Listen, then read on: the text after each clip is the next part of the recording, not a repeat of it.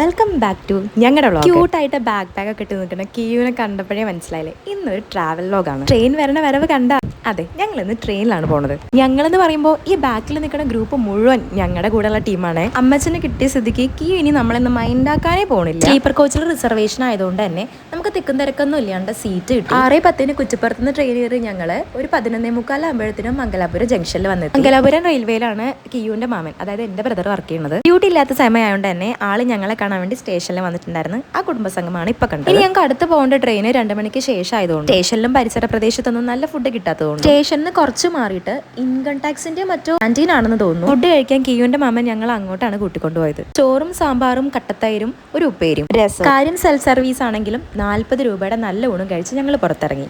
ആൾക്കൂട്ടം കണ്ട ആരും പേടിക്കണ്ട.